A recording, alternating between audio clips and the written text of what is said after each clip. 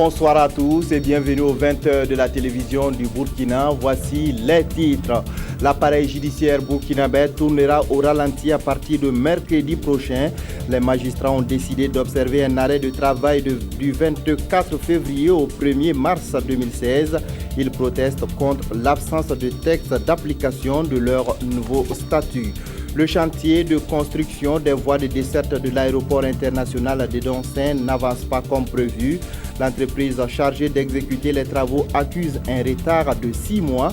Le ministre des Infrastructures était sur le terrain ce matin. Les hommes en toge sont en colère. Ils le manifestent leur mécontentement par une grève d'une semaine du 24 février au 1er mars prochain. L'information a été portée à la connaissance du public cet après-midi par le comité intersyndical des magistrats. Ils protestent contre les mauvaises conditions de travail du corps et surtout contre l'absence de décret d'application des textes de leur nouveau statut. Le point avec Nong Bakouda et Yolande Lompo. Assis sans leur toge dans leur milieu naturel, ces magistrats sont là non pas pour rendre un verdict, mais pour échanger avec les hommes de médias sur les préoccupations du monde judiciaire. Ces préoccupations dateraient de 2011. L'on se rappelle qu'à l'époque, les magistrats avaient unanimement marqué un arrêt de travail afin de réclamer une relecture des textes de la magistrature, mais aussi une révision de la Constitution suite au saccage de certains palais de justice. Et après maintes tractations pour faire adopter des projets de loi sans succès, le pacte pour le renouveau de la justice, signé le 28 mars 2015 lors des États généraux de la justice, leur redonnait espoir. Dans la logique de la concrétisation de cette exigence du pacte, le Conseil national de la transition a adopté 2 projets de loi portant statut de la magistrature, le fonctionnement du Conseil supérieur de la magistrature.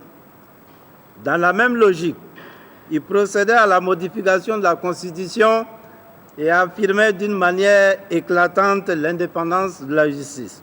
Pour parachever ces réformes, divers projets de décrets d'application des lois subvisées devaient être élaborés. Certains ayant une incidence financière, mais tous absolument nécessaires et prévus pour être concomitamment adoptés pour ne pas fausser la philosophie d'ensemble, car constituant un tout indivisible. À présent, le comité intersyndical des magistrats estime que certains des projets de décret ont été sabotés par des acteurs intervenant dans le processus d'adoption. Conséquence, du 24 février au 1er mars 2016, tous les magistrats observeront un arrêt de travail pour obtenir gain de cause. Le rapport 2014 du médiateur du Faso est entre les mains du président du Faso. Le document de 95 pages a été remis ce matin au chef de l'État. L'institution dirigée par Alima Deborah Traoré a traité en 2014 560 dossiers contre 786 en 2013. Le point avec Pawandrogo Janzongo et Janine Kambiré. 560 dossiers de réclamation instruits contre 786 en 2013. C'est ce qui ressort du rapport d'activité 2014 du médiateur du Faso. Sur les 560 dossiers recensés, 330 sont clos, 200 en attente de suite de l'administration, 26 en étude et 4 en attente de complément d'information. Les contraintes budgétaires, l'absence d'activités significatives au niveau des régions et le contexte global du pays, marqué par des débats et tensions politiques exacerbés autour de la révision de l'article 37, seraient à l'origine du ralentissement des audiences foraines. Alima Deborah Traoré, tout en tirant un bilan qu'elle juge satisfaisant pour 2014, fait quelques recommandations. Nous sommes satisfaits de ce que nous avons mené comme activité. Parce que, comme vous le dites, ça tourne autour des préoccupations des droits du citoyen, de la défense des droits du citoyen, de la protection des droits du citoyen. Donc, nous pensons que nous sommes dans cette dynamique. On pourrait mieux faire, comme je vous l'ai dit, si on dotait les délégations de moyens suffisants pour travailler.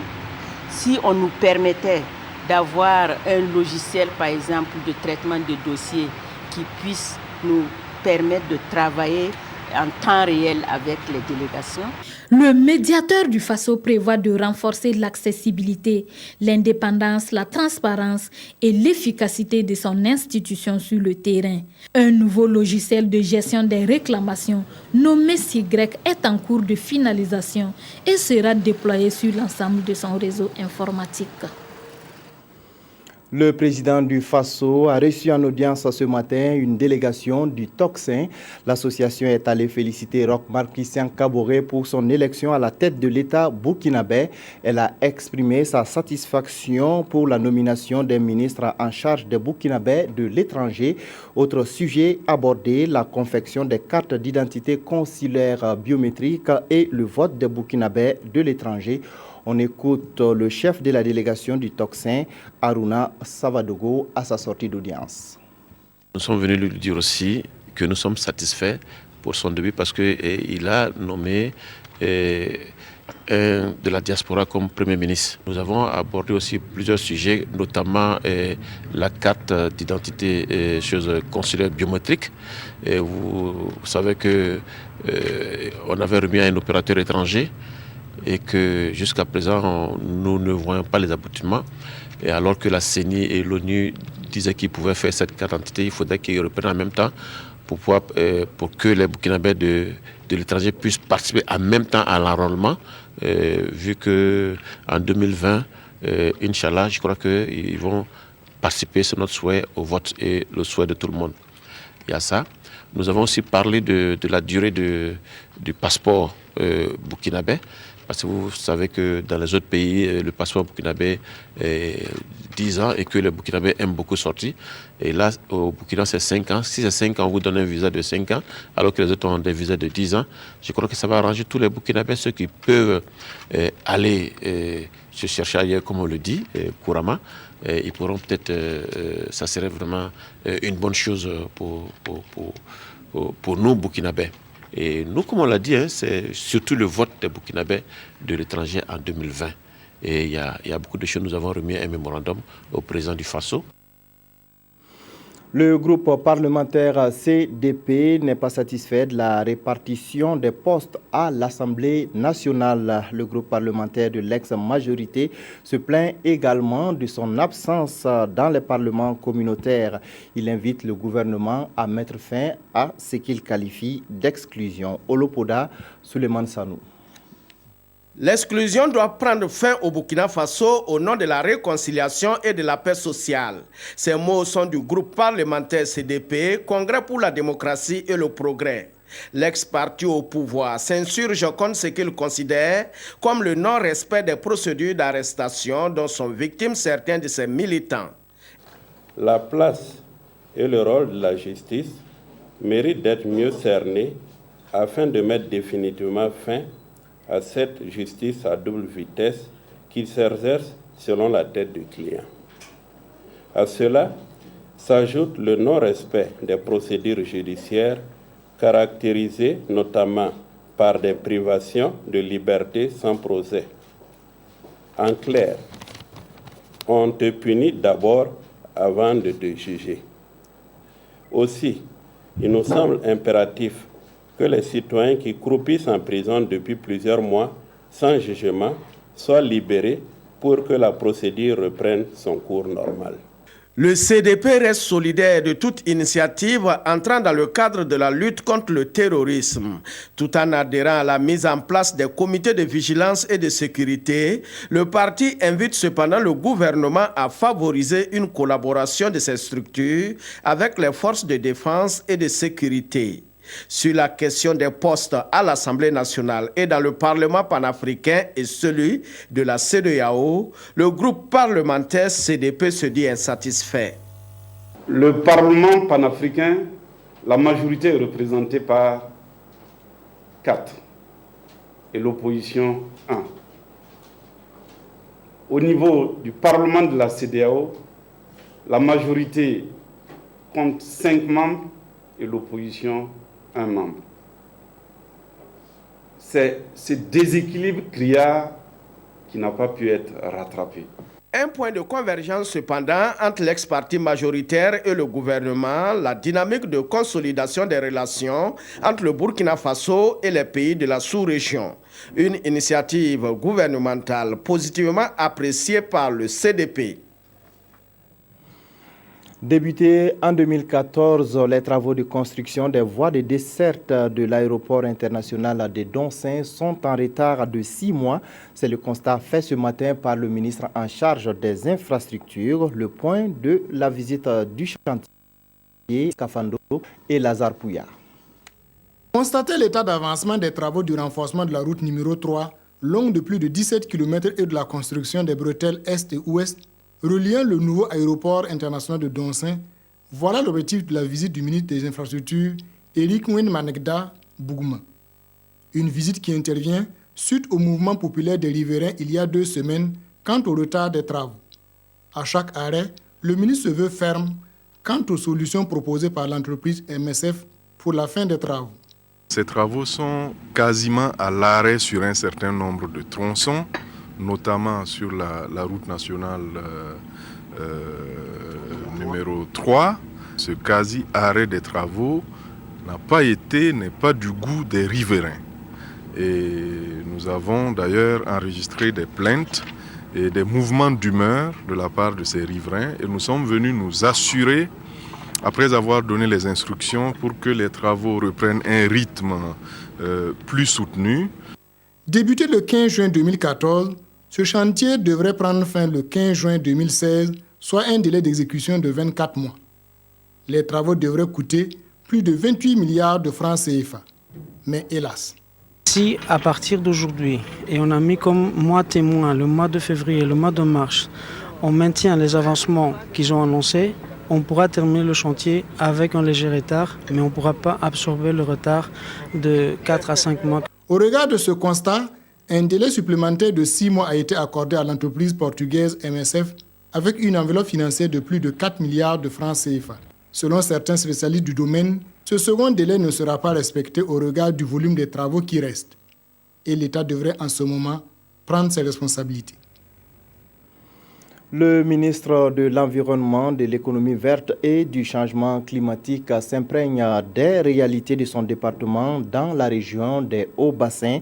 La visite des infrastructures et la rencontre avec le personnel ont permis à Nestor Bassière de prendre connaissance du travail déjà abattu et surtout des difficultés auxquelles font face les services et les structures de son ministère. Drissa Traoré, Siriki Milogo, Moussa Sanon.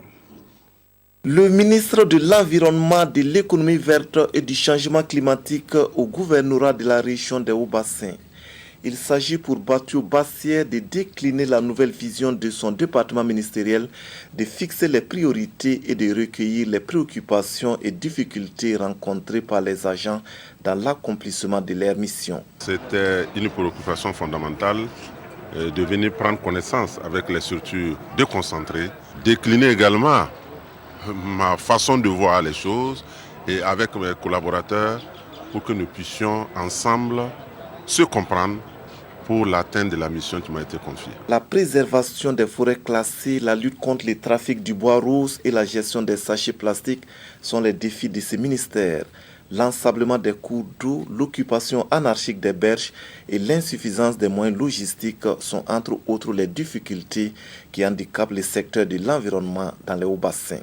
Quand vous regardez le corps des eaux et forêts, ils ont un problème de dotation en tenue, en armes, en munitions. Je pense que l'État doit pouvoir regarder avec plus d'un œil pour permettre vraiment à ces agents d'être dans des conditions. Autre souci du ministère en charge de l'environnement, c'est le fonctionnement du centre de traitement des déchets plastiques de Bobo-Dioulasso, l'école nationale des eaux et forêts et l'insalubrité du Marigot Oué, des sites qui ont tous reçu la visite de Batio Bassière. Une journée promotionnelle des légumes traditionnels africains, c'est l'idée trouvée par l'association ASUDEC pour faire face à la concurrence des légumes importés. La foire s'est tenue à Dibougou, dans le sud-ouest. Des détails avec Adamou Sebgo et Issaka Nana. Des mets à base de gombo, d'aubergines africaines, de courgettes, d'oseille, d'amarante et de feuilles de moringa, entre autres, placés pour dégustation et leur saveur ne passe pas inaperçue. Alors, il n'y a rien de plus bio que ce qui est produit dans ton potager direct, et sans rajout de produits chimiques et autres. Et je me sens très bien, ça a un très bon goût. Ces légumes, classés dans la famille des légumes traditionnels africains, jouent un rôle important dans l'alimentation des populations au Burkina Faso.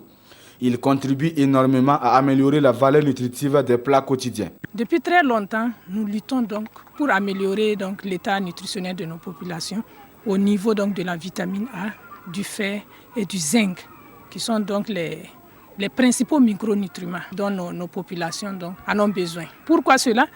Parce que les indices de retard de croissance et d'insuffisance pondérale sont essentiellement dus donc à des carences au niveau de ces trois micronutriments. Des indices de carence que tente de relever l'ONG ASUDEC à travers des initiatives. Bien que traditionnellement acceptés, les légumes africains font face à la présence d'autres catégories de légumes, mais aussi à la méconnaissance de leurs valeurs nutritionnelles. D'où la nécessité de renforcer les compétences des acteurs de la chaîne de valeur, de la maraîchère du Sud-Ouest et aussi de créer un cadre d'exposition du savoir-faire. Aujourd'hui, les résultats sont très appréciés dans la zone d'intervention de l'ONG ASUDEC, une appréciation partagée par les populations dans une soixantaine de villages à l'est du Burkina et à Bapla dans la région du Sud-Ouest. Ça fait 17 ans, vraiment, j'ai tiré des profits. Ça nous a donné beaucoup de choses, c'est-à-dire l'amélioration de notre vie, ça aide à nourrir notre famille, ça nous donne de l'argent. Des motifs de satisfaction auxquels s'ajoute l'implication et l'engagement de tous les acteurs. Et pour le secrétaire exécutif de l'ONG ASUDEC, qui a bénéficié de l'appui financier du CORAF, il ne faut pas s'arrêter en si bon chemin. Il entend donc élargir ces journées promotionnelles aux populations des autres provinces de la région du Sud-Ouest. On prend tout de suite la direction de Tinakov, commune située à 135 km de Dori. Là-bas, des initiatives se développent pour faciliter la cohabitation entre les réfugiés et les populations autochtones. Le Conseil danois des réfugiés, en collaboration avec le HCR et l'UNICEF, a réuni communautés locales et réfugiés pour une rencontre d'échange. Le point avec Joseph Bambara. Les communautés sahéliennes face au défi du terrorisme, enjeux et stratégie, c'est autour de ce thème que l'association Taatit, qui signifie Vivre ensemble en Tamashek, a convié la population de la région du Sahel à une conférence régionale à Gorom Gorom. Animée par Ould Targui Tayoub, spécialiste en gouvernance et intelligence territoriale, et Alkassoum Maïga, enseignant à l'université Joseph Kizerbo, cette conférence vise à contribuer à la lutte contre le terrorisme et à promouvoir la cohésion sociale. Il n'est pas possible de venir à bout du terrorisme sans la participation active de la population. C'est cette dynamique-là que nous avons voulu effectivement insuffler.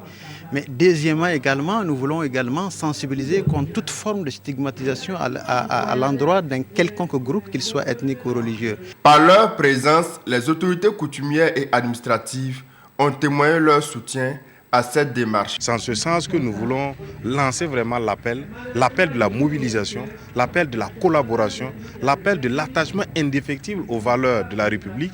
Par cette conférence régionale sur les enjeux et stratégies face aux défis du terrorisme, l'association Taatit entend jouer sa partition dans la lutte contre ce fléau. Il a marqué l'histoire de la commune de Bobo-Dioulasso. Vinama Djibril Tiemounou a été le premier maire burkinabé élu de la commune de Bobo-Dioulasso. Il a également été élu député et nommé ministre sous le régime de Maurice Yamiogo. Portrait de l'homme avec Betty Naon et Amadou Lougué. On le connaît peu et pourtant, Vinama Djibril Tiemounou fut l'un des personnages politiques les plus influents de son époque à Bobo-Dioulasso. Né vers 1910 à Bitiako dans la commune de Sibi, Vinama Tiemounou va d'abord commencer sa vie active en qualité d'agent de la poste. Mais très tôt, il se lance dans la politique aux côtés des personnalités comme Daniel Ouézen Koulibaly et Oufouet Boigny. C'est au sein du RDA qu'il mène tout son combat politique. C'est également dans ce parti qu'il va connaître les pires déboires de sa vie. Sa révocation en 1946 est liée au fait qu'il faisait partie du RDA. Et le RDA était affilié au Parti communiste, avec les pratiques du Parti communiste qui dérangeaient l'administration coloniale française. Alors, l'administration coloniale française ne voulait pas entendre parler du RDA, ce qui fait que Binama, qui était agent des postes de télécommunications, a été révoqué de son travail.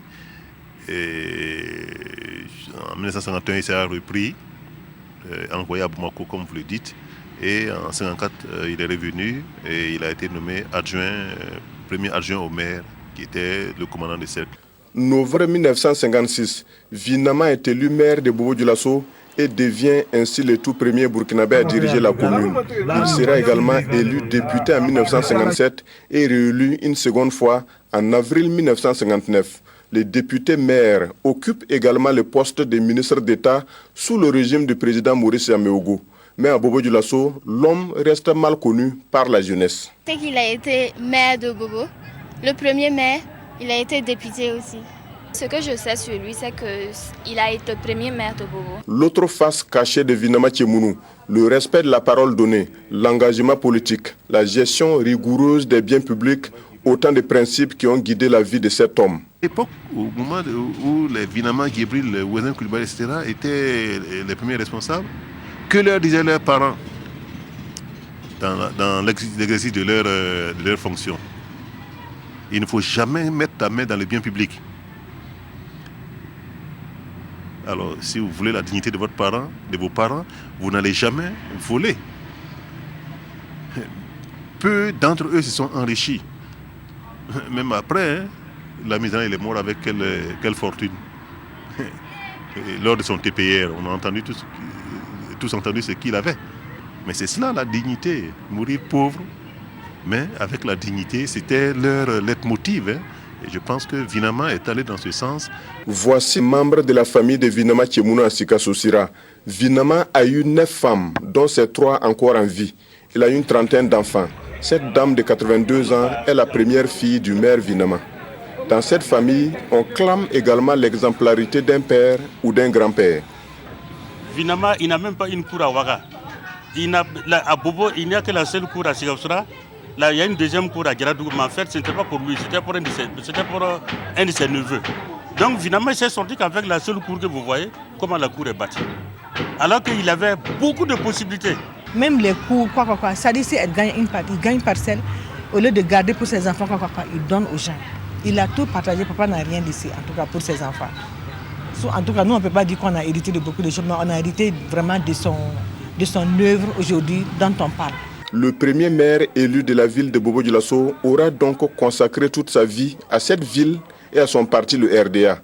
Il est mort démuni le 19 septembre 1979 à Bobo-Dioulasso des suites d'une crise d'asthme et repose ici à côté de son ami de lutte, Daniel Ouezin Coulibaly. Je pense que Binama est mort pauvre. J'ai été à maintes reprises dans sa famille à Sika-Sossira. C'est vide, il n'a rien.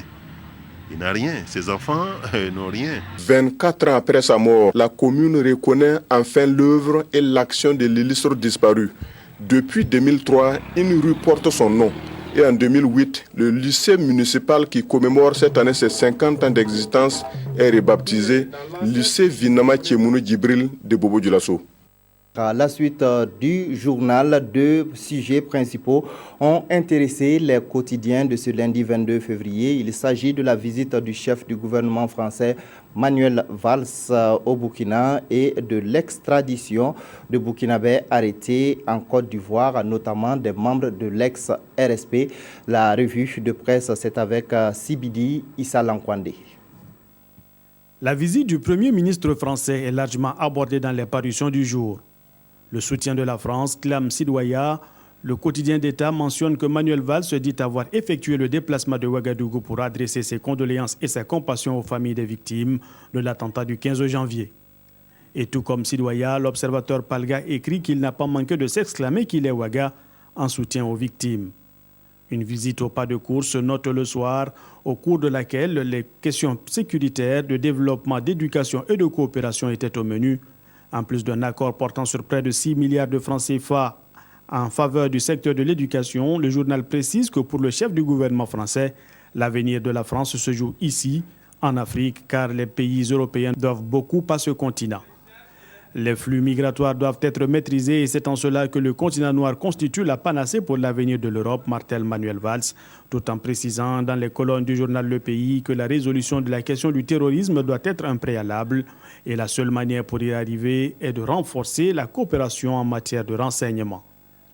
L'autre sujet du jour vient d'Abidjan, livré par le service d'information du gouvernement et repris à l'unisson par les quotidiens.